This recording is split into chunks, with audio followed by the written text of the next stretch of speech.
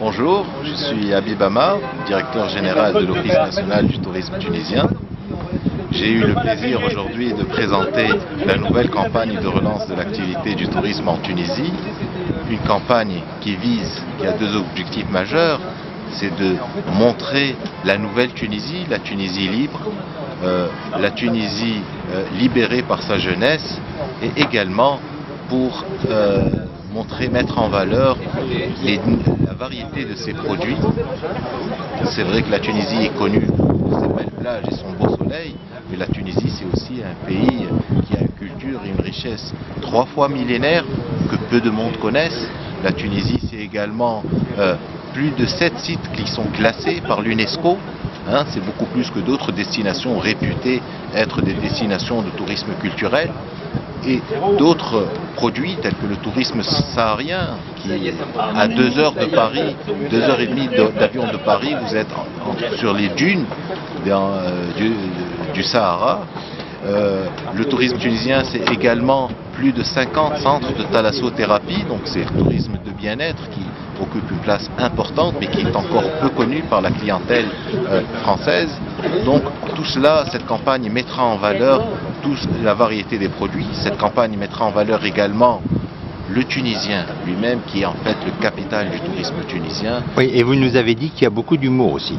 Exactement, c'est une campagne basée sur l'humour, qui tourne en dérision l'appréhension des clients européens de venir en Tunisie pour passer leurs vacances. Donc on a utilisé l'humour pour leur montrer que la situation est tout à fait rétablie en Tunisie. La Tunisie est toujours belle, elle est encore beaucoup plus belle, puisqu'aujourd'hui on pourrait bénéficier du charme d'un pays libre. Quelle est l'importance du marché français pour vous ? Le marché français, comme vous savez, c'est un marché traditionnel, stratégique, historique pour le tourisme tunisien. Nous recevons près de 1 400 000 touristes français chaque année. C'est 40% du marché européen pour la Tunisie.